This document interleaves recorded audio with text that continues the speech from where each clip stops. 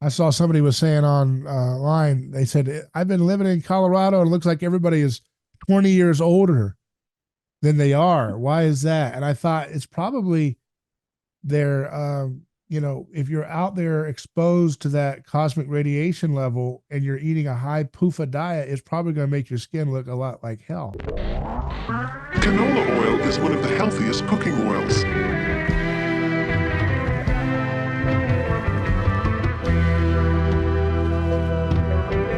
When the canola seed arrives at the processing factory, it contains foreign material, mostly plant pieces. The seeds pass by a magnet. It removes any metal that may have fallen in during the journey from field to factory. What are you eating right now? Are you eating self-hatred? Well, today we're going to have a fascinating discussion on CO2 and why you may need more of it. And to do so, we have a great figure in this space, Steve Scott, joining us. How you doing, Steve? Yeah, I'm doing well. How about yourself? Doing well as well. It's great to have you on. You know, I've been learning more and more about this, inspired by the work of the late, great Dr. Ray Peat, the biologist who was trying to really get to the core of what's wrong with everybody's metabolism and why everybody's so low energy in the West, particularly. And one of the things that he devoted the last 20 year or so years of his life focused on was shifting of focus and more interest in the role that CO2, carbon dioxide, plays in the health of the human body, not just the human body, but other species and other life forms. And so, for your background, what is your background and how did you get involved in the company and work that you do regarding the importance of carbon dioxide? Yeah, actually, I have a master's degree in psychotherapy. And then after that, I taught myself how to program. So I founded a software company that did pretty well.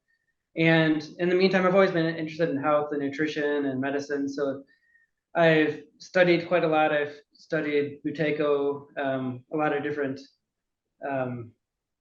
things in the health space.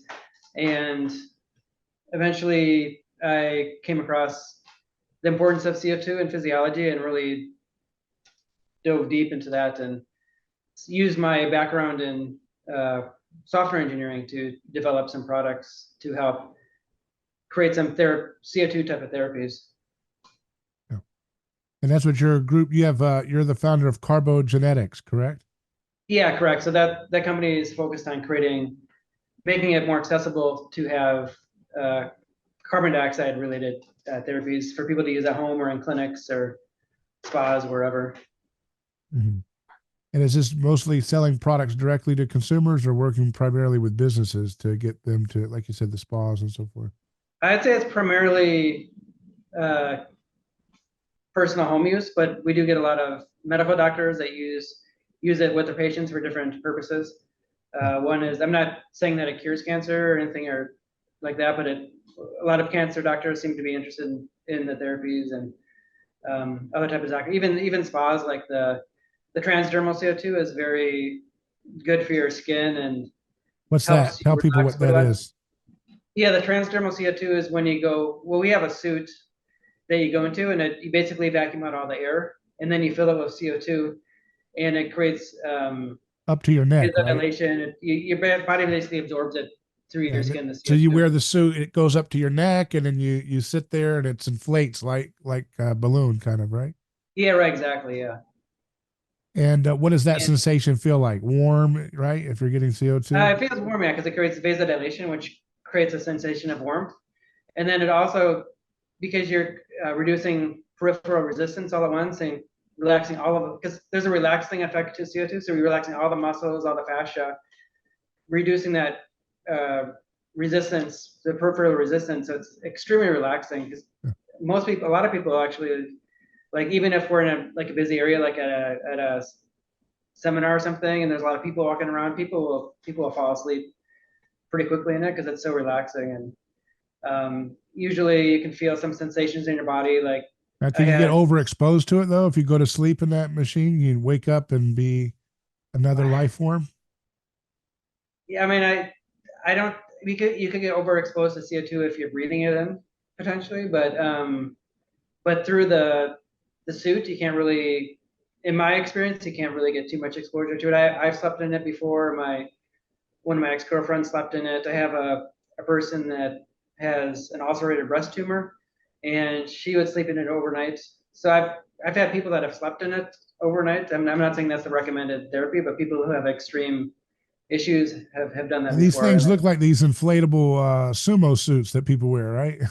Yeah, pretty much. Yeah. Yeah. Now, what happens if you puncture a hole with it or something? Can that cause, because I see these stores and it has a little light that lights up. It says if CO2 leak near the soda machine, this is going to light up a siren like this is a very dangerous substance. And yet you're playing with it, not playing with it, but you know what I mean? You're able to enjoy your life. Right, What is it? What's going on here? Well, I mean, the amount of CO2 in the suit is inconsequential.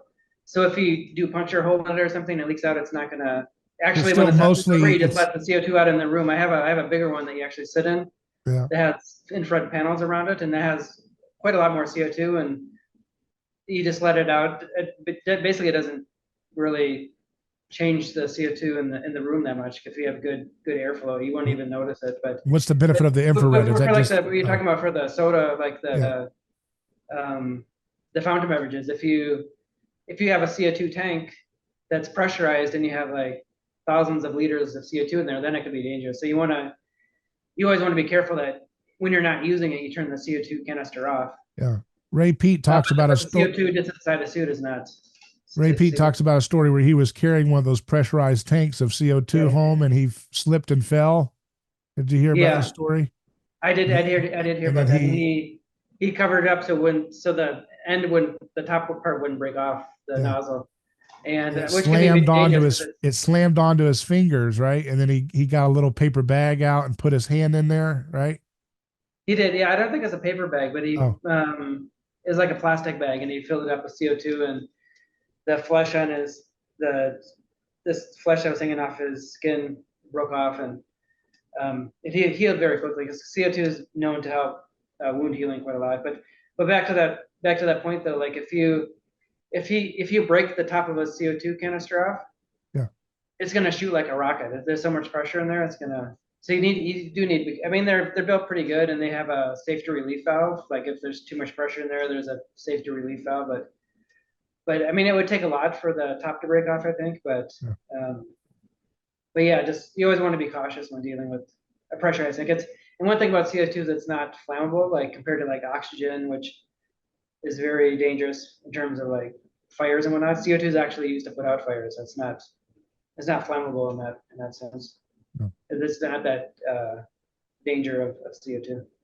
So why do you think this is such an important part of our health equation that people are missing? Because and here's the thing, people are so inundated with the latest new thing. Now, of course, you're going to get caught up in that, right? Because your thing's not quite a big thing yet, but I can see it having all the markings of the latest new thing everybody needs to adopt at some point.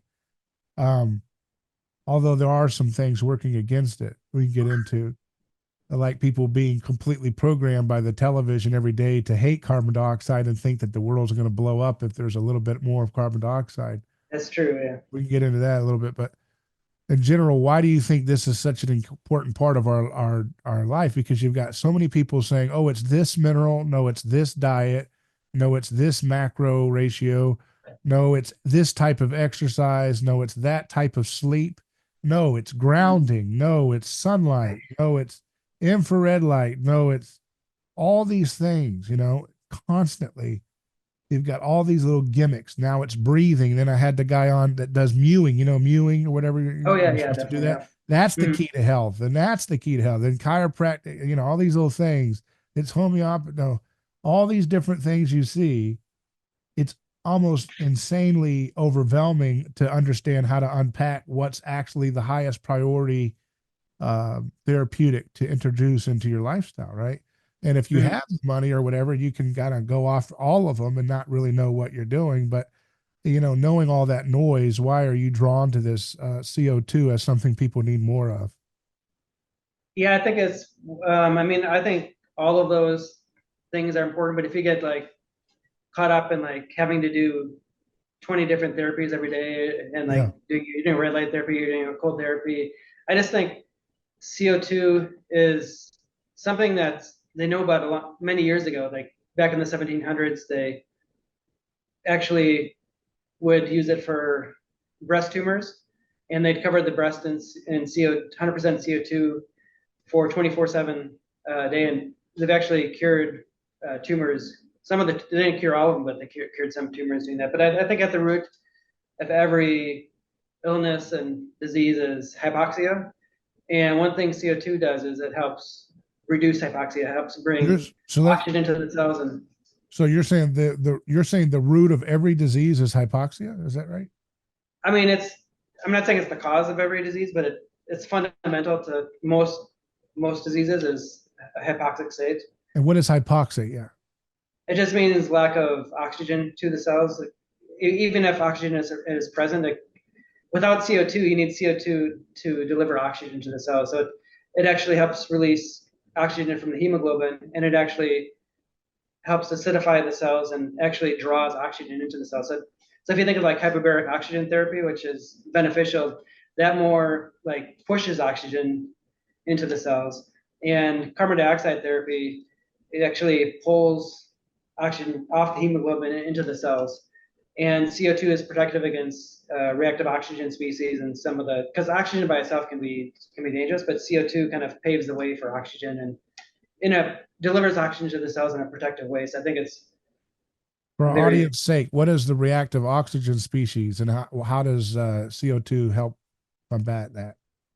Yeah, I don't know the exact mechanism, but I have read a lot of studies showing that CO2 reduces the amount of reactive oxygen species created, and also like when you're in a hypercapnic environment, I've seen some animal studies where it eliminates like lipid peroxidation, which is like the oxidation of lipids and whatnot, especially like polyunsaturated fats.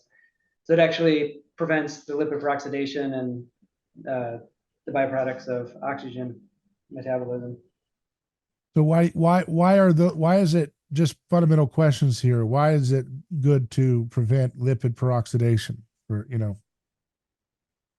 Yeah, I mean, lipid peroxidation, it's going to create aging. It reduces the efficiency of the cells to create energy, and it basically that's creates oxidative damage. That's the notorious damage everybody talks about with oxygen. Yeah, but lipid peroxidation has to do with the lipids, the fats, and whatnot. Okay. So from what I understand, Ray Peat says that the PUFA kind of works in antagonism towards CO2 production. So they're kind of like competitors. And if you go with more of the PUFA-driven model, you're going to get more fatty acid metabolism. You're going to get more of you're going to be using nitric oxide. You're going to have lactic acid, right? These are things that are going to be more prominent in the body's way of processing metabolism, whereas it's almost counterposed against this other approach, which Ray says is our fundamental metabolism of thyroid and sugar and CO2, and that the goal of metabolism, CO2 is not a waste product, but rather the kind of crown jewel of the metabolism process in the body. Is that right? Yeah, that's pretty right. I guess, I mean, your cells can utilize sugar and through glycolysis and create lactic acid in that way. But you need oxygen. When you have sugar with oxygen, then it creates carbon dioxide. And yeah, if you're creating energy through fats or polyunsaturated fats, it's gonna create damage to the cells. That has certain parts of the cellular pathway leak protons, or like leak into, creates more acidity. And so yeah, CO2 is, if you have a good metabolism and you're producing energy efficiently through oxygen and sugar, it's going to produce the most amount of CO2. And if you're hyperventilating, you don't have enough oxygen and you're burning sugars, then you're going to create more lactic acid, and you're going to increase the acidity of the extracellular environment. And when you do that, also the inside the cells, it's going to be more alkaline, which draws in water and affects the structure of the water. Because the water becomes more bulk when the cell becomes more alkaline, and I don't know if you're familiar with like Gerald Pollack, who talks about the structured state of the cell and how the water in the cell is more like a gel-like, and it creates energy from infrared light. And when the cell is more when the water in the cell is more bulk-like, it can't create, because it uses that to unfold proteins and do a lot of functions in the cell, and your cells are less able to do that when it becomes more bulk and more alkalinized. Okay. What is that word you're saying besides alkalinized about the cell? It's becoming more what? A bulk water. Oh, okay, bulk water. Like normally that's when you have too much water, the water becomes less structured. Like Gerald Pollack talks about structured water, and the cell's not just like, your cells aren't just like a bag of water. It's not, if you think of like a gelatin, it's more gelatinous structure. They call it liquid crystalline water. And that structure of the water is like almost like a battery, and it creates energy that allows proteins to unfold and unfold and whatnot. And so it's very important for the functioning of the cell. CO2. Yeah. So how does one know if they're deficient in CO2 production in their body? I guess the way to test it would be probably the ET-CO2, like the Untitled CO2. If you're like breathing, there's devices out there. We're actually working on one right now that measures the Untitled CO2, like how much CO2 you're breathing out. You want it to be between like 5 and 6%, even at a higher percent is better. One other way, I guess, that Buteyko taught us, the control pause. So you hold your breath, and when you have the urge to breathe, you count how many seconds that is. And when your control pause is low, then it means that your CO2 tolerance is not very high, and you're probably don't have much CO2 in your body. But it's not. It could be, you could hold, because CO2 is the thing that causes you to. It's the impulse to breathe. So when you raise your CO2 levels, it causes you to breathe, and more than lack of oxygen. So the higher CO2 levels is a stimulus to breathe more than lack of oxygen. What's that? That's Buteyko method. What's the like threshold of like healthy? You've got a pretty good CO2 endogenously. Yeah, but 30 Buteyko, seconds? Minute? if you have a control pause of like 45 seconds over a minute is really good. And that means 45 seconds and you feel no desire to breathe, or you're starting to feel it, but you don't have it strong. What does that mean? Yeah, you're starting to have the impulse to breathe. Okay. You're starting to feel like you need to breathe. But I don't know if it's the best test. The best test would be like the Untitled CO2, because yeah, you could be like on a low carb diet and not producing very much CO2. Yeah. Then the impulse to breathe, you won't have the impulse to breathe like for longer. But if you're producing a lot of CO2, then the impulse to breathe might be sooner. So it's not, I don't think it's the best way to determine your CO2 levels. I think the best test would be an ET-CO2 or something like that. Now you mentioned a low carb diet. That doesn't produce as much CO2? Does that show another alternative way of metabolism that kind of negates the importance of this CO2 emphasis that you have? Yeah, when you're burning fats, you do create CO2, but you're not creating as much as through sugar. So I don't have any data saying that people on a low carb diet have a lower CO2, but I would suspect they do, because you're not producing as much carbon dioxide as you are with sugars. Right. So does that suggest, I guess, that's an equally healthy way to metabolize energy and so forth, or do you think that would have some shortcomings based on your understanding of the importance of CO2? I know a lot of people benefit a lot from a low carb diet. There are people out there. It can be stressful for some people, especially in the beginning stages, because when you don't have enough sugar, then your body wants to maintain a constant level of blood sugar. When you're not getting enough, then your body will break down lean tissue and whatnot to create to create sugar. So I think that I've tried both. I've tried low carb diets before. I've tried high carb and low fat diets, and I've lost weight on low carb diets, and for me it started to become stressful. I wasn't sleeping as good every night. And as recently I lost like 20 some pounds and gained some muscle on a very low fat high carb diet. Yeah.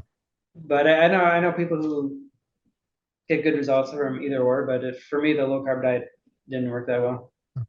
Now, a lot of people have, Ray mentions a lot of information about higher altitude populations having decreased rates of cancer and heart disease, diabetes, and that there's seemingly improved metabolic benefits. Every 1,000 feet you go, you get more and more health benefits to your metabolism because the lower oxygen pressure allows for the higher creation of carbon dioxide in your body. Can you explain how that happens and some of the research behind this? Yeah, I mean, living at altitude has been shown to have a number of benefits: longevity, less cancer, less disease. And that's a lot of that data is from insurance companies, which really keep track of that stuff. So if you're living at a higher altitude, maybe insurance rate would be less, but generally the benefit is that you're retaining more carbon dioxide at altitude, and because of the lower oxygen pressure. Yeah. So how does that physiologically work? Why does the lower pressure of oxygen produce more carbon dioxide in your body? I don't want to say it produces more carbon dioxide, but it helps you retain it more just because there's less oxygen pressure. I don't know the dynamics of how that works. I just know that that's what the research says, that you retain more CO2 at a higher altitude due to less oxygen pressure. How does that benefit the body when you're able to retain more of this carbon dioxide at higher altitude? Some people would think that, you're talking about reducing stress, that high altitude might be a stressful experience for people, in general. Obviously, there's the stress of, adapting to the higher altitude, but even after you've adapted to it, is it not a higher stress environment, maybe because of more exposure to cosmic radiation and other things? Yeah, I don't know the factors of the cosmic radiation. I haven't researched that a lot, but I know that having more CO2 has a lot of physiological benefits. It allows you to use oxygen more efficiently. It's protective against like the lipid peroxidation, the reactive oxygen species. There's just a whole host of benefits of CO2 and higher levels of CO2 in the body. There's been some species of animals like the naked mole rats that live at high levels of CO2, and they basically don't age. Yeah. But going back to altitude, though, I think living at altitude, there's also other factors, like usually the landscape is not as flat, so people are walking up hills more. They're probably getting more exercise, walking around more, and things of that nature. So I think and then the cosmic radiation thing. It could be other factors as well. But I think the retention of CO2 is a major factor. Yeah. So let's go through some of the things that you. There was another story. I think it was Ray Peat mentioned that the Indian government was studying how their army was losing a lot of weight when they were in Kashmir, I guess the higher altitude. Do you know anything about that? You could explain a little on that? Yeah, I think that has to do with carbon dioxide. It helps create a healthier metabolism. So one of the things about the metabolic rate is the efficiency of using oxygen. So CO2 will allow you to use more oxygen efficiently, create energy better than at sea level, for example. So definitely there can be some benefits of increasing your metabolic rate and losing weight faster. I think that's a main factor of it. And also, like I said before, like being at altitude, there's usually more hills, and it's not as flat as sea level. So you're also like going up hills more and things of that nature. Right.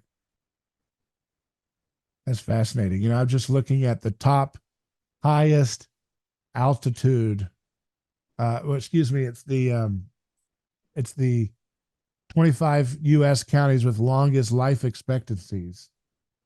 This is Daily Mail published this report from 2023. Hmm. And the number one is Aleutians E. Burrow in Alaska. And Okay. I looked it up, and it's 9,373 Really? Wow. feet. My goodness. Wow. Isn't that amazing? You're getting That is fact checked amazing, in actually. real Yeah. time, and it's looking good, right? Yeah. Well, what Ray Peat's right again on this, huh? Yeah, he's right again. I mean, as generally from the research I've done, and people who live at altitude tend to have longer longevity, greater longevity at when they're at altitude. So it is stressful. Like if you're not used to it, you go up to the mountains, you can get alkalosis. But I looked yeah, at once you're adapted to it, I think it's very very healthy. yeah, look at that. The second one, Mono County, California. The average lifespan, 101 years Really? Wow. life expectancy, and it's I looked up the elevation. It says the highest elevation in Mono County, California is 14,252 feet. Really? Wow, that's really I mean, interesting. so they're probably high up there, close to that, I guess. And then the third highest is, I mean, Aleutians East Borough, Alaska is 113 years average life. Is that the expectation? Dear God. Really? Wow, that's crazy. That's quite substantially higher than the normal life expectancy. Yeah. But what about like these places during the winter and stuff? Do you not like get as much sun and stuff? Wouldn't that be like kind of like detrimental to, the other equation of health, which is good sunlight and good, warmth and so forth? So but that would lead, but if you're, I mean, look, I mean, it's not, this is so many other factors here, but you would just think, just at a rough sketch, if you want to prioritize importance, even though these people may be in some dark, bleak winters, which is probably not the best for you metabolically, the CO2 altitude, the difference in what they can retain with CO2 at their higher altitude seems to be overwhelming that factor leading to these higher life expectancies on average. Right, no, exactly. There's I was talking earlier about the naked mole rat, and they live in underground for the most part, and they live like compared to like a regular mouse, which lives like 1.5 to 2 years. Naked mole rats live like 35 years on average. Yeah. And they never get cancer. They don't even show any signs of aging at all. So the chance why of the hell they die? Why do they decide to die? They just get sick of life? usually through a predator or something like that. Yeah, really? Or getting a disease or something. But it's but they don't age at all. And one thing Ray Peat talked about was they don't get much sunlight down there, but the CO2 compensates for the lack of sunlight, like you were saying. But he's and another animal is the bats, and they spend a lot of time in caves, which has higher CO2. Well, I forgot to mention, at the naked mole rat, they live at like between like 5 and 9% CO2 most of the time, which is normal atmospheric CO2 is like 0.04%. Yeah. And then they're living at 5 to 9%. And then the bats, spend a lot of their time in caves, and they've actually like how they put the tags on animals to keep track of them. They put a tag on a bat, and they found one that was like 42 years later. They looked at the tag, and it was they don't know how that was when they put it on, but it was at least over 42 because it still had the tag on, and bats are known for their longevity too, living in caves with higher. The Greenland shark can go to 500 years. What are they doing with CO2? Yeah, I mean, they live in colder water, and colder water retains more CO2. So what I've read is that they have where their habitat is, they have higher levels of CO2 compared to other areas in the ocean. And what about the tortoise that lives 150 years? What do they do? That I haven't researched about tortoises. It could be other factors too. I'm not sure if it's probably not CO2 with them. I don't know, but San Miguel County, Colorado, number 3 for the longest life expectancy in America, 93.6 years, and the altitude, the average elevation is 7,953 feet. Wow, that's crazy. And you see, I mean, So, ideally, the snowbirds might have it right as it pertains. If you want a lot of sunlight, you go to a place like Florida for the winter, and then you go back spring and summer in a place like these high altitude counties, right? Mm-hmm. Uh, Right, you definitely. get that. You could do that, or um, you could do CO2 therapy as well, which would be There you beneficial. went and slid your product in, right? I see. Right. I Um, mean, or even not even just my products, but even like doing a better breathing, like a Buteyko type style of breathing where you're retaining more CO2. what is the Buteyko style breathing? Can you demonstrate it or tell us what it's like? Yeah, it's basically nasal breathing. It's low and slow breathing. You're just breathing very slow. You're not breathing through your mouth, and you're able to retain more CO2. When you're breathing through your mouth, or when you're breathing fast, so you want to breathe at a slower rate. When you're breathing fast, you tend to hyperventilate, so you're blowing off more CO2, and there's a lot of physiological things that can happen when you hyperventilate. And a lot of people who have chronic diseases tend to hyperventilate. And Buteyko was able to cure a lot of different diseases just by changing their breathing, by having them retain more CO2. So his whole big thing was increasing levels of CO2 in the body, and he did quite well with his So how would the patients. average layperson like adapt that method? Is it very complicated? Is it very tricky to get the good breathing technique in, or is No, it it's something? not that complicated. It's just being conscious of your breathing and focusing on making sure you're breathing through your nose only, and kind of like slowing down your breathing. You can do breathing practices too to You help should you should train meet. yourself. I had Diamond Dallas Page. You know that professional wrestler. He does yoga. I No, had I him don't on know, my. but He has Diamond okay. Dallas Page yoga. I had him on my show, and he was talking about the number one message he had to America is learn to breathe. Just breathe. Yeah, I mean, I You guess know. that's what his definition of the right way to breathe is, I guess. But Yeah. I don't know if he elaborated on that or not. Yeah. But um, Slow. I He know with said, mouth slow it down, and just slow it down, right, and just right, don't slow take it in down. fast, but go slow. Right, exactly. Yeah. How about when you exhale? Does that have to go slow too, or does that have no speed? That should be slow too. Mm. Generally, if your exhale is longer than your inhale, then you're going to create more parasympathetic activity. So it's gonna help relax you.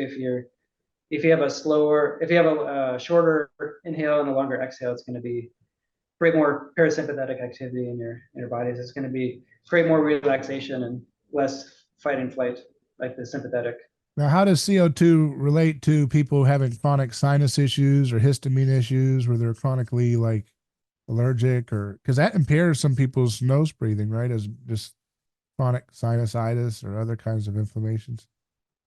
Yeah, I guess CO2 by itself actually helps histamine and serotonin like stay on the mast cells. When you have lack of CO2, it's the histamines tend to be released from the mast cells and create some of those allergic reactions and whatnot. So having higher levels of CO2 can help you with allergies and different things like that. And um, and if you do practice nasal breathing, even when exercising, it actually like reshapes your nasal passages and opens them up more. And one thing you can do, actually, one thing you should do is like where you're losing a lot of carbon dioxide is at nighttime. So what I do is I tape my mouth every night shut, and which allows me to retain more CO2 at night. And one thing when I get sick now, like in the past, I could never tape my mouth when I had a cold, but after practicing this for a while, I can have like the worst cold ever, and I can still breathe through my nose. Even if my nose is stuffed up, there's still my nose finds a way to breathe through it pretty smoothly, and it's not uncomfortable. So I'd say training, especially exercising with your mouth closed, is going to help train that, and also like sleeping at night with like the sleep tape would help train you So mouth to breathing breathe does through your not nose. get you as much CO2 retention. Is that how? Yeah, you're breathing more off, breathing more CO2 off, and there's also less when you breathe. There's like this thoracic pressure. So when you're nasal breathing, there's actually more thoracic pressure, and it's causing a greater blood flow and to your extremities when you exhale. And if you think of like a soda can or something, or a bottle, when it's just slightly open, you pressure on it, you squeeze on it, there's more pressure, but when you open it up all the way, you can just squeeze it and everything shoots out. There's less pressure. So when there's more, nasal breathing causes more pressure in the thoracic cavity, in the lungs and whatnot. So it allows greater blood flow to your body. So which one? Extra pressure. So your product lineup, what would you say is the best overall product you have for getting the most CO2 retention or whatever for people? Yeah, so the one of the products I have is a CO2 inhaler product. So it allows you to control the levels of CO2 that you breathe in. And so you can crank it all the way up to 8%. It won't let you go over 8% because that's could be potentially dangerous, but anything under 8% is pretty safe. So it basically mixes the CO2 with oxygen. We created our own CO2 sensor to make the product affordable, because if you use the store-bought CO2 sensors, just for the CO2 sensor alone with the tube cap on it and whatnot, it'd be like $250 just, but we've been able to create our own for a lot cheaper. So to make it more affordable for people. So basically allows you to, normally you're breathing in like 0.04%. So you can go all the way up to 8% CO2, and it helps get more CO2 to your body, increases vasodilation, reduces hypoxia, which is lack of oxygen. So it increases oxygen into the cells. It creates vasodilation, so your blood flow is flowing faster. You're actually able to get more rid of, it stimulates your lymphatic system through the blood flow and everything. So you're actually getting rid of toxins. You're getting more oxygen to the cells, and you're also getting rid of more waste product from the cells more efficiently. And so it's going to help with your energy levels and it's very beneficial for a lot of different things. But it also, one of the important benefits is it also increases your CO2 tolerance. Like people have a certain CO2 tolerance, like where they're certain level of CO2 where they start breathing very heavy, and that helps increase your tolerance of CO2, which is going to help you retain more CO2, because the CO2 is not going to stimulate you to breathe as much as it without the therapy. Yeah, you talk about increasing cerebral blood flow. How does it do that? Yeah, I mean, CO2 is a vasodilator. I was just reading an article before we started talking about how when you inhale oxygen, this is they did a research study, and when you inhale higher levels of oxygen, it actually creates vasorestriction and reduces blood flows to the brain. And when you breathe CO2 with the air, it actually creates vasodilation. So it's opening up the blood vessels, and you're getting more blood flow to your brain. You're getting greater velocity and also greater flow of the blood to the brain, and getting better oxygenation to the tissues in the brain, and reducing hypoxic areas of the brain. So it could help you think better, help you with a lot of different. Is that only a temporary benefit, like, within an hour's time after using the device, or what? Or does it have sustained benefit? I mean, CO2 stimulates its own production. So you're gonna when you breathe CO2, it's gonna have more oxygen into the cells, which is gonna produce more CO2. So it stimulates its own production. So the benefit will stay around for a while, but you're also training your body to have higher levels of CO2. So that's one of the benefits, is you're learning to retain more CO2 in your body. So this is demonstrably proven that using this type of machine does not make you more dependent on this machine long term, in terms of like getting your CO2. No, exactly. It's the opposite. It actually spurs. The opposite. It makes you right. It transforms your body to the point where you potentially don't need it. So we always like good ethical therapies that are not built on controlled obsolescence or whatever, where it's all about you have to go back and use it. We want to be able to have things that are actually empowering the person's health. Right. The more is there a threshold though where if you keep using it, you can potentially weaken, your own body's ability to produce, healthy amounts of CO2, or no? I don't think there's a threshold that would reduce your body's ability to produce CO2, but if you do too high of a level of CO2 for too long, it can create acidosis, which is not good. So it's your body, if you do get acidosis, like they've done studies with animals where they put them in hypercapnia for long periods of time, and usually it would take like 30 days or so to adapt to those higher levels of CO2. And one of the parts of the adaptation is creating more bicarbonate, which balances the pH in your blood to become less acidic and more where it should be. But it's so you definitely don't want to overdo it. There's definitely some if you're like doing it 24/7 or like do too high of a level for too long, it can create some deleterious effects in your body. So you definitely don't want high. When you say do it too high a level, are you saying even within the levels that you allow, those could be too high if you do it too often? If you do it too often, yeah. If you're doing it like 8 hours a night or something, or like 12 hours a day, or usually the sessions I recommend like 10 to 15 minutes. I have a friend who's an anesthesiologist. He wrote a really good book called 50 Years Lost in Medical Advance. And he's one of the only, he's an anesthesiologist. He's been doing it for 40 years. And he has in his book, he has a case study of a couple thousand patients. And during surgery, he would actually use opioids to suppress the person's breathing to certain levels. If their breathing isn't suppressed enough, then he'll give them a little more opioid. And he would actually do that so that CO2 builds up in the body. And he would get up the CO2 between like even up to like 100 to 200 torr or millimeters of mercury, which is normal CO2 is like 30, 35 or so, 35 to 40. So he would allow that CO2 to build up, and he had greater tissue perfusion throughout the surgery. He had a lot of good benefits, and people would recover from the surgery a lot faster by having higher levels of CO2. And it would also like, one of the things like when you undergo surgery and you have like morphine or fentanyl or something, is it suppresses the respiratory drive. And with that, and some people actually die from that, some elderly people where they're not producing enough of their own CO2.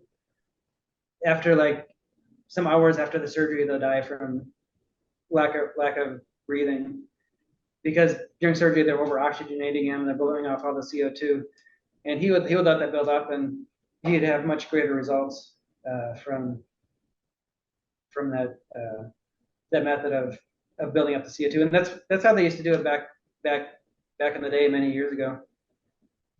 And then new ways of doing anesthesia came around, and new drugs and whatnot, and it's kind of been long forgotten. But that's very interesting. Yeah. Why has it been long forgotten? Why do you think? Well, if you read Lewis Coleman's book, The 50 Years Lost in Medical Advance, he goes in great depth of how the anesthesia field kind of, this certain people, Crick and Waters, I think it was Crick and Waters, they did some studies to kind of like vilify CO2 and promote their own method of doing it. And that's what he thinks is the reason.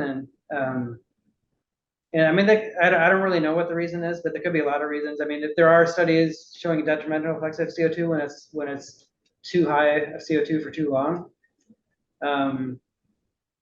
So it could be a lot. I mean, CO2 is really, a lot of things are black and white. Like CO2 is thought like oxygen is good, CO2 is bad. CO2 is a waste product. You want to breathe in more oxygen, you want to breathe off your CO2. And even in the environment, most people think that CO2 is bad for the environment, even though it's very healthy and for plant life and whatnot. And they've done greenhouses where a lot of greenhouses that actually supplement with CO2, where they'll increase the CO2 to like 1.5%, and they have much greater growth of their plants with higher levels of CO2.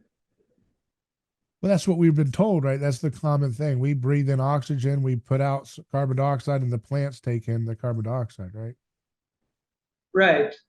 But I guess some people believe that too high levels of CO2 in the atmosphere, even though it's like CO2 in the atmosphere right now is a very trace gas. It's like 0.04%. Maybe it was like 0.03% a century ago, but it's not, to me, it's not significant. There's been eras throughout the history of the world that have had much higher levels of CO2 and greater growth of plant life and whatnot, and animals flourished and higher temperatures. And yeah, a lot of people have suggested that, increasing carbon dioxide is a sign of health in the planet. The planet is growing, so to speak.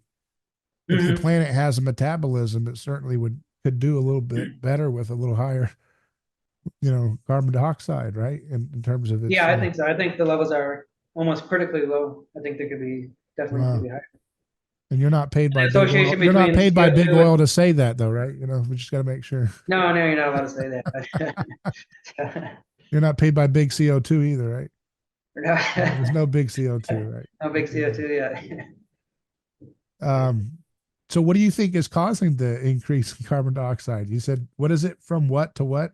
You said, do you remember? Oh, the increase in carbon dioxide in the atmosphere. Yeah. I don't know. I mean, CO2 levels have fluctuated naturally throughout the course of the history of the world. It could be. Some people say we're coming out of an ice age, so the temperature is increasing. So it's increase in temperature can increase the amount of CO2 that can come from the oceans. There's a lot of different vents and things in the ocean that at the very bottom that produce CO2, and so it could be the opposite. It could be that CO2 is not causing the warmth. It could be that the warmth is causing more CO2 to be released from the ocean. The amount of CO increase in CO2 is, to me, is inconsequential in my opinion. But and just dealing with CO2 sensors, like they're very, I don't know what CO2 sensors they're using to measure these things, but there's always a range of error in them, and it's not always a perfect instrument to measure things.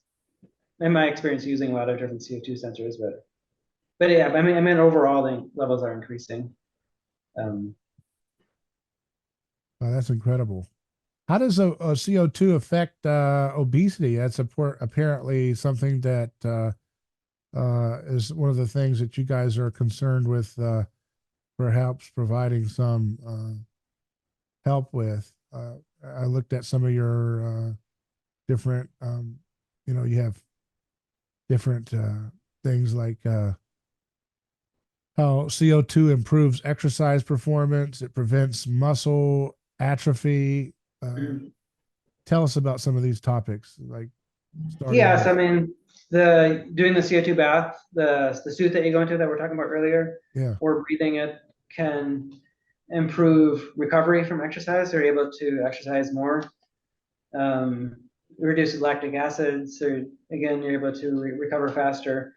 There's been studies shown where they inject carbon dioxide into the skin, called carboxy therapy, and doing that has shown, like, they've done it on humans where they've injected it into the thighs or to the stomach, and people over the course of like a couple months or so have lost like 4 centimeters off their thighs on average, or the waist. So the suit can actually do the same thing because you're absorbing all that CO2 transdermally through the skin.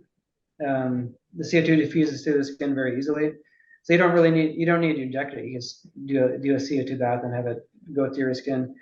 But yeah, increases the metabolic rate. One thing about fat tissue, it's very hypoxic and not very good blood flow. So one thing CO2 is shown to do is increase microvascularization, increase the capillary system in different areas where it's lacking, increase blood flow, reduce hypoxia. So it's going to help oxygenate and like bring more blood flow and more vascularization to the fat tissue, and increase the metabolic rate, and increase your ability to burn energy. Now, do you get the same effects of weight loss from the bag versus if you're inhaling it with your machine, or there's no difference, or is it the same or similar? That I'm not sure. I would think through the bath might be a little better because you're getting such a higher concentration of CO2 at the subcutaneous fat areas. I think it'd be, I don't have any data to show it, but I think it'd be a little more beneficial, but I can't say for sure. There haven't been any studies comparing those. What about using a paper bag to breathe in? Does that have a similar effect, or is that? Yeah, I mean, a paper bag would have a similar effect, but you can't control the levels of CO2, and you're eventually going to run out of oxygen. So you're going to limit oxygen quite a lot. So you can only do it for like not very long. But if you want to do it for longer periods of time, I would recommend like using one of my machines or something like that. Yeah. Or even like exercising with your mouth closed can help increase your CO2 levels also. How does it help with cancer? On your website, you list cancer. One of the hallmarks of cancer is hypoxia and the Warburg effect of creating more lactic acid, and inability of the cells to not be able to use oxygen. So the product's not FDA approved or anything like that to say that it does anything with cancer or cure cancer or anything like that, but it's some doctors have wanted to use it for that purpose, but one of the features of cancer is the pH gradient is inversed. Like normal cells, it's more acidic in the cell, and the outside of the cell is more alkaline. But in the cancer environment, the cells are more alkaline, and the environment outside of the cell is more acidic. So it's the opposite of normal cells, the pH gradient. Interesting. So potentially help with that, but I can't really say that it does or not. But yeah. What about talk about accelerates injury repair, prevents muscle atrophy? Does it increase muscle increase in size too, and all that? It helps with that. Does it help people with their workouts where they're doing weightlifting? Maybe they use your therapy on the skin or inhale it before or after the workout. Would that improve the pump, so to speak, or is that not going to do that? It would help reduce lactic acid levels that you could through working out. Generally, just CO2 by itself can create mitochondrial biogenesis, so it increases the healthy mitochondria that you have. Yeah. And there's been studies showing that CO2 helps with injury repair, recovery, things of that nature. So it enhances recovery quite a lot when you use CO2 therapy. It could be a lot of different mechanisms, such as increasing oxygenation, removing waste products, just improving the whole process. Wow. I tell you what, it'd be quite a thing, if you could get this product at scale where everybody could afford it. And how much is the CO2 to get it over and over again? That's one of the sticking points for a lot of these things, the cost. Right. Well, I mean, a 20-pound tank is about $30 to refill, which is if you're breathing it, it's going to last. 20-pound tank is going to last a huge amount of time. You can also, I have it so you can use a soda stream, which you can get at Target or Walmart. It's be a little more expensive using the soda stream, but it's more practical. And then the suit, I'm working on a technology where you can reuse the CO2 after the session. So you're not using all of the CO2, so it'll vacuum out the CO2 and it'll filter out all the other gases, any bacteria, any moisture that gets in, and it'll allow you to reuse the CO2 for the next session, which will save a lot of money as well. Now, you said you worked in or you studied psychology. Does it have any connection with, better mental health and so forth using these types of things, you think? Yeah, it increases cerebral blood flow. People back in the, there's a guy I think it's back in the 1960s into the 70s, Dr. Laverne.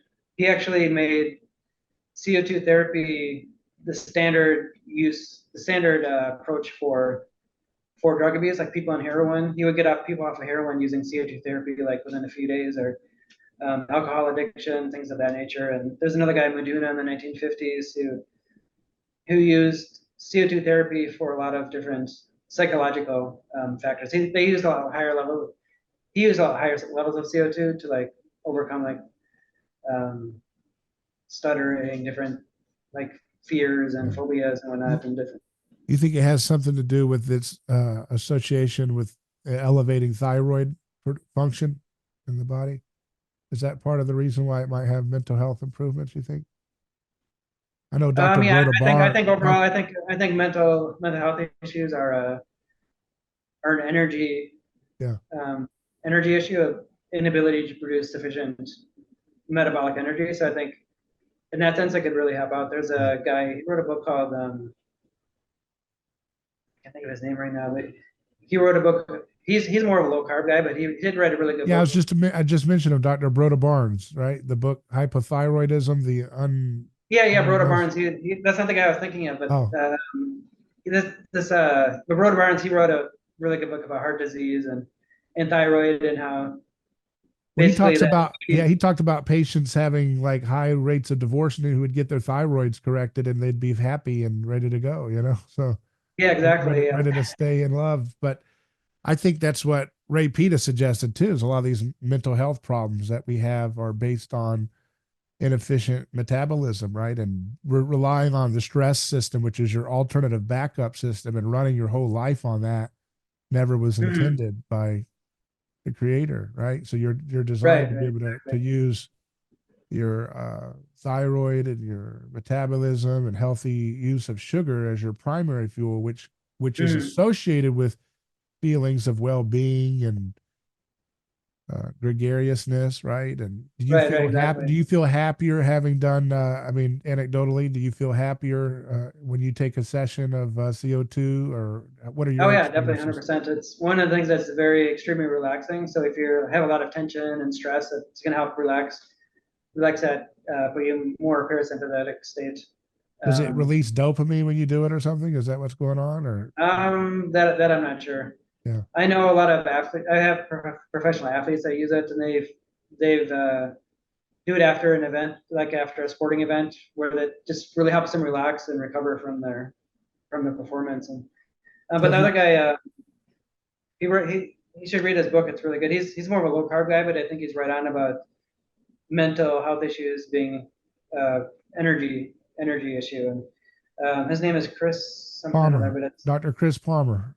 yeah, Chris Yeah, Palmer. yeah, Yeah. I've had him on my show too. He's a Oh Harvard yeah. Okay. psychiatrist. Yeah, Yeah, he's good. He's a low yeah. carb guy, but I he's got tried a to lot of good tell him it stuff. was the seed oils. I don't know if he's updated his thesis since I used Right. to have him on my show and saying, I think these seed oils are driving the problem, really. Yeah. But What's the name of his book again? It's like brain he, energy, something. yeah, brain energy or something. I interviewed him back in 2018 a few different times, and I thought it Mhm. was fascinating how he would use the ketogenic diet to get people to literally remove their experiences with schizophrenia and stuff, or I bipolar know. depression.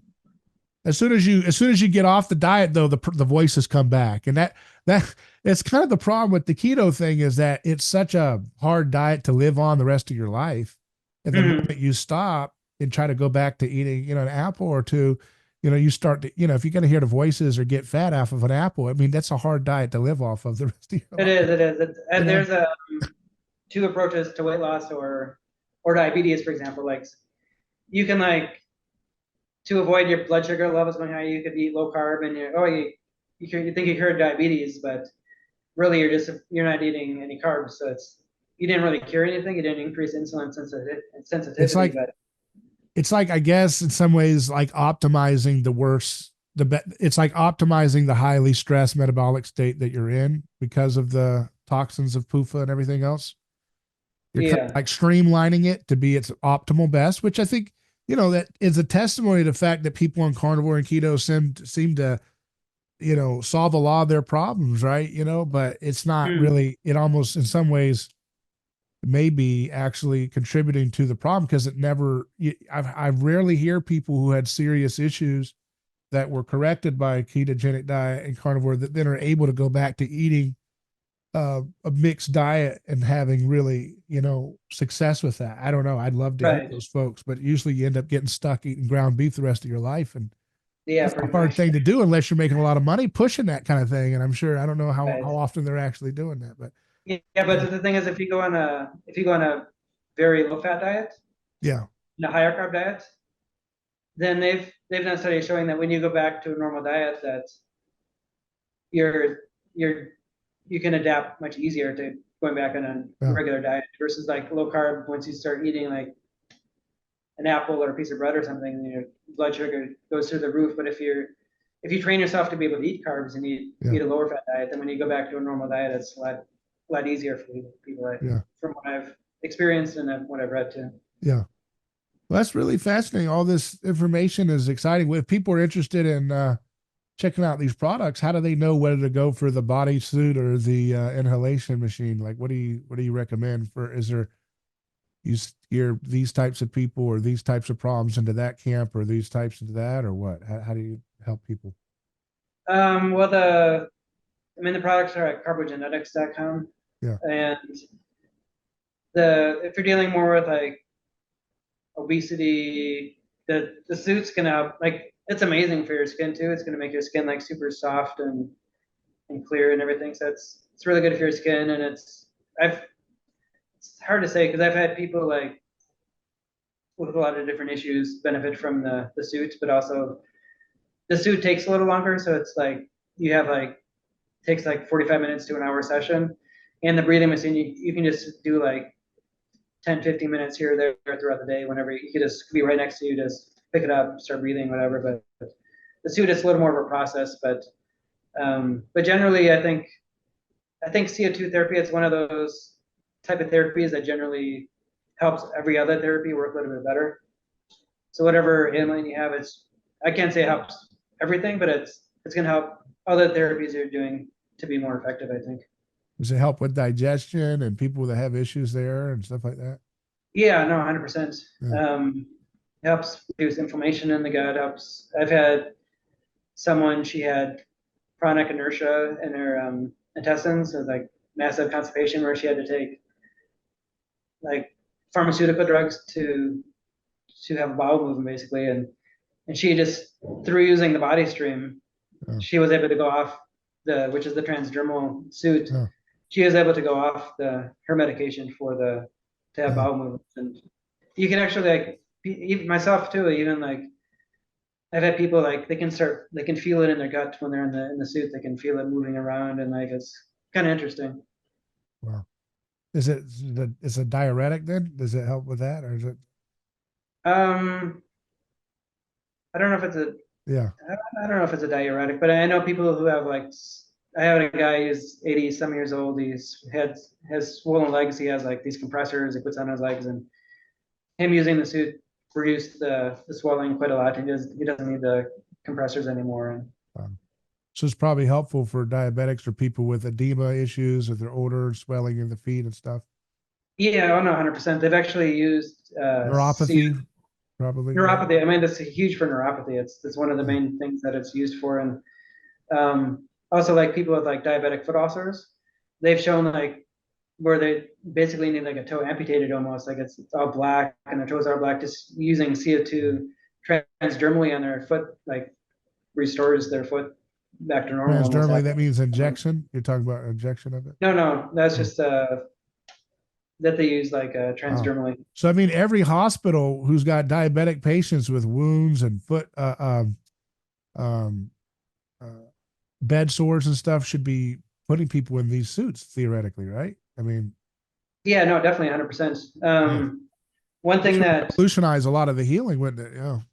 It will. I mean, there's a lot of things we didn't touch on about CO2, but it's I think it's just a little bit slower of a process than some like pharmaceuticals are more fast acting, but they also have a lot of side effects. CO2's, it works really well, but it's a lot of times it can be a little bit slower process. And going back to diabetes, one thing we didn't mention is that CO2 will bind to amino groups. Like if you think of like advanced glycated end products, like in diabetes, where you measure your A1C, where the sugars are binding to the hemoglobin and whatnot. And one thing CO2 does, it binds to the same proteins, the amino groups that sugars do. So it's protective.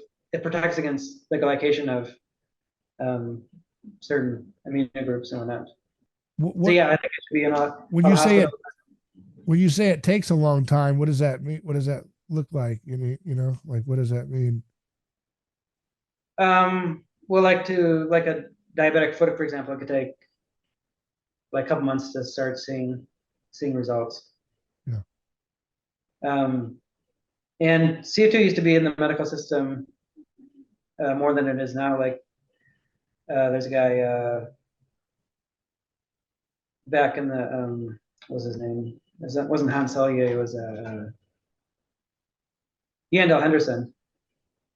He got like the state of New York to use CO2 therapy, and they used to have CO2 canisters in every fire truck. And if someone had like carbon monoxide poisoning, smoke, like inhalation, or a lot of different things, that you use carbon dioxide to help them recover from that. And I was just reading an article the other day from 1938 where they to improve the in the hospital, they'd have dry ice. They'd have these dry ice tents like over babies to help stimulate breathing. Wow. To help reduce infant mortality and whatnot. That's really interesting. And it'd be interesting to see, if why it fell out of use. Why do you think it became not as used at all? I mean, you think about all these people in that last pandemic, they were shoved on with these oxygen masks. Mm-hmm. And then they're, I mean, I know a lot of stories. You got people who, oh, they're hyperventilating, give them more oxygen, and that's making them hyperventilate more. And then literally, right. They end up putting them in a deadly ventilator, which is going to do the same thing and force it. Mm-hmm. Because, oh my goodness, they're hyperventilating from the oxygen mask. No, the oxygen mask is going to do that by its nature, Right, exactly. And it's like, it's insane that people like Ray Peat, who could have saved millions of lives, are barely allowed to have a footprint on the internet. And of course, the more his stuff catches on, the more all the garbage, fake news, trash, Pravda media outlets are going to come out and do all their hit pieces and tell you how dangerous, I mean, they're going to be terrified of some of the things he says. And, mm-hmm. It's incredible to think, such loss of life because of this one variable not being understood or cared about, because you can't patent CO2 is probably one of the real reasons, anything anything that is a competitor to patentable medicines, I think, is always going to be really not interested in being promoted by the captured, science and captured medical establishment, Yeah, even just nutritional approaches to wellness and research as much as like pharmaceutical drugs and that. Yeah. Would you say getting your CO2 retention up is just as important as removing PUFA, excess PUFA consumption, if you're concerned about your metabolism? I would say it's just important. I think removing PUFA and all that, I think is like two sides of the same coin, isn't it? Really? Yeah, it really is. So I think they're pretty equally important, I'd say. I mean, if all you do is focus on CO2 and you forget everything else, then it's not gonna like overcompensate for every wrong thing you do. You still need to do other stuff too, like eat well and avoid polyunsaturated fats and get sunlight and get some exercise, whatever. So I saw somebody was saying online, they said, I've been living in Colorado and it looks like everybody is 20 years older than they are. Why is that? And I thought it's probably their, if you're out there exposed to that cosmic radiation level and you're eating a high PUFA diet, it's probably going to make your skin look a lot like hell, look like hell compared that's true, to, yeah. You know what I mean? But then, because I was like, well, that's a variable that kind of counters this idea that Ray Peat suggested, that again, the data seems to support that the higher altitude people are, but the people always say other things like, well, people that go to live in higher altitude areas are more prone to be interested in outdoor activities or things like that. But, right. I mean, that's one aspect too, I think. But yeah, the cosmic radiation and the sun up there reflecting off the snow. And like my son, several years ago, he was skiing out there and he's with his mom, and he was just one day of skiing, he was sunburned so bad it's like really damaged his skin. And I was surprised when he came back. And it's just something you would never get here in Wisconsin, even during a hot summer day. It's just that something about the sun up there and reflection off the snow and whatnot. And to the degree of PUFA and so forth that you have in your body, it's the degree that sun radiation damage will be even worse, right? And so, Yeah, exactly. Yeah. I think that the PUFA makes a big factor as well as Yeah. your. You know what it is? I think it's because, like, it's interesting, just thinking out loud here, if people notice that anecdotally that people look aged in their skin there, you're out there. And if you're, people say that when you're climbing high altitude, you feel invigorated the higher you go. You're feeling more energetic. So you don't Mm, have the same, like if you're out in Florida for, 20 minutes in this awful yeah. humid sun, dear God, Mm, you want to get away. mm, But you can imagine it's a little bit more tricky outside, and getting that kind of cosmic radiation, and there's no humid, moisture pushing you inside as fast. And then if you're eating all these disgusting PUFA foods that you're eating at the pubs in Colorado, thinking you're being yeah. healthy because you're eating plant-based oils and rancid trash in your body, it's just Mm, radiating the hell out of that unstable fat and making your skin look like hell, even though the higher altitude communities of that state seem to have really nice life span averages. So that's really mm. interesting. Yeah, no, it's true. Yeah, I think the types of fats you eat are definitely a big factor because if you think about like the like the world, like the equator, like near the equator, the fats are more saturated, monounsaturated fats, and the people that eat those fats, they're exposed to the sun a lot and they don't get damaged from the sun. But Right. the higher you go, the like when you get like to like Wisconsin, for example, it's like more the fats of the foods are more polyunsaturated fats, and when you get higher up to like the Arctic region, you get more like the omega 3 fats. So it's the Yeah. further north you get, the further the polar climates are The more different, unsaturated the fat is, right? Yeah. more unsaturated. Yeah, exactly. Yeah. And the more that it can be damaged by heat. So And Ray Pete's thing is all about basically endless summer, trying to create, but he didn't like Florida summer, he didn't like that yeah, hot, but he kind of wants your body to feel like it's thriving in that endless summer kind of experience of right, right, exactly. lots of sun and lots of um, CO2 production. It's so strange. You just think there's something about what we think about with CO2 being associated with warmth and heat.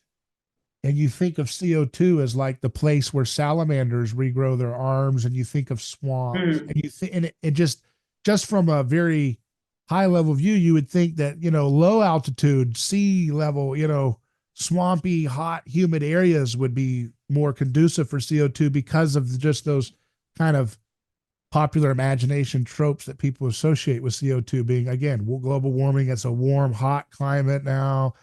Salamanders regrowing their arms. They probably have some kind of CO2 thing there, right? Um, mm, you just think of a swamp, right? And it's interesting right. how that's not the case, though. You're not getting as much CO2 retention there at the more highly oxygenated uh, um, areas like sea level, huh? Mm. Wow. Yeah, no, it's interesting. I mean, salamanders and things like that. If you read The Body Electric by Yeah, I Becker. have it. I'm reading through it right now. Yeah, yeah. Okay, oh, you're reading through it That's now. why I'm thinking about salamanders more. Yeah, yeah. Yeah, Yeah, it's interesting their ability to regrow limbs and whatnot from injuries with yeah. electric potential and whatnot.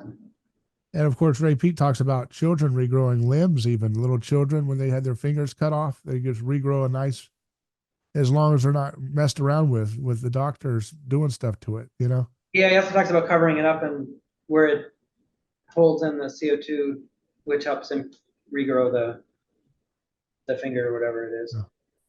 So what do you envision? You envision, I mean, the whole medical community would be revolutionized if it adapted CO2 baths, right? And CO2 tanks, and, people sitting in bed for weeks and the CO2. Um, is that what those beds are, that are air beds? Do those things, are those putting CO2 in there? I don't know. I've seen those in Which hospitals. airbags are you talking about? Just these things that they run little machines and they're going up and down circulating air. It's probably just regular air, right? And those beds. Probably area. Yeah. But one thing they are doing in hospitals that they've adapted is permissive hypercapnia. Like during surgery, they would fill up the area where they're doing surgery with 10% CO2, and it'd be protective against a lot of different things and beneficial. Oh, they do that now. Yeah. So yeah, I But mean, how do you fill it up with 100% air, but yet you're working in there in that space on the surgeries? I've Yeah. I'm not a surgeon, so I don't know Yeah. exactly how it works. Yeah. But they let the CO2 build up somehow, and it's supposed to be protective. And So again, for folks who are interested, carbogenetics.com is your website. And again, how do you siphon people to which product? If you have skin issues, put the if you got skin issues or something, you go with the bag. And if you've got just systemic issues, not getting enough CO2, you go with inhalation. I mean, how do you yeah, direct people? that's pretty much it. And if you want to improve the quality of your skin, like if you want to look more youthful and whatnot, and recover from workouts like that soreness and whatnot, I'd recommend the bath more. And if you have a lot of stress, I would recommend the bath too. Something about the bath is just that total body relaxation all at once. It's extremely relaxing compared to when you breathe in, it's not, you're getting more CO2, but it's not quite as relaxing as the bath. And What are I the think benefits of the breathing in method that the bath doesn't give you? I mean, the convenience, it's easier. You can do like 10 or 15 minutes here or there. The breathing in also seems to affect the brain more. It creates more cerebral blood flow than the bath. I mean, the breathing machines can help with just as much stuff. But when they have more stuff near the periphery, like your muscles, and like if you want to lose weight or if you want to improve your skin quality, then I recommend using the suit. Yeah. And it's the uh, both of them help your body train itself to retain CO2 or no? And I wouldn't say so. I'd say the breathing machine is more good for retaining CO2, like help training that system to retain more CO2. So the breathing machine is, The yeah. the bath doesn't really do that so much. I mean, you're gonna like, I mean, the bath you can do for longer periods of time. That's one advantage. You're not gonna overdo it. Like if you have too much CO2, you're just gonna breathe it off. But the breathing machine, you can't do it as much because you can't overdo that.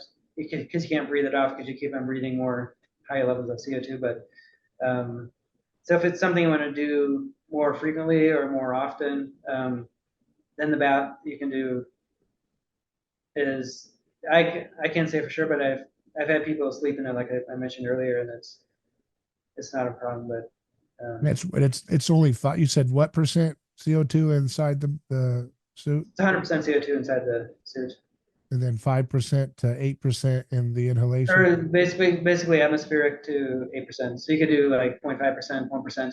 So that's one of the nice thing about the breathing machine is you could dial it up slowly. Like you could try 1% for a while and then get used to that, then increase it to 1.5%, get used to that, and you can slowly dial it up as you train, as you get more adapted to it.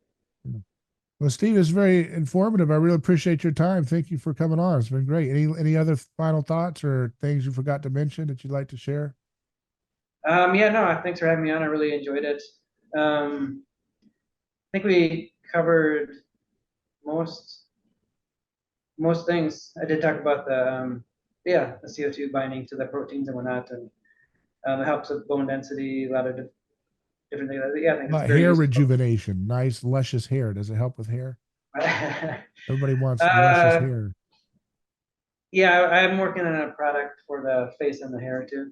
So we'll see if that works. Wow. So what do you do most of the day? You're just in your lab doing science stuff? Are you an engineer or a chemist, or you got a whole team, or is that? Mostly, yeah, I'm just doing a lot of research.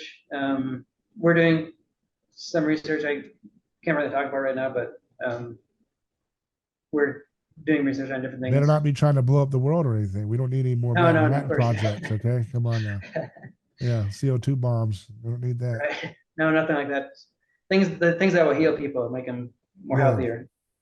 So you're all about healing, right? That's your goal. You want what's your ultimate goal you want to see with this? You want to see people reducing their, I mean, can you imagine if everybody had the life expectancy of those high altitude counties I just mentioned? I mean, that's pretty impressive.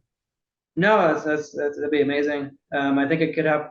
It could help out with so many different things, from psychological disorders to energy issues to so many different things. I think it could be beneficial There's for. so many stupid people in the establishment who have lied to people, telling them to be afraid of CO2 and be afraid of the human population. You know, that's what I was just thinking.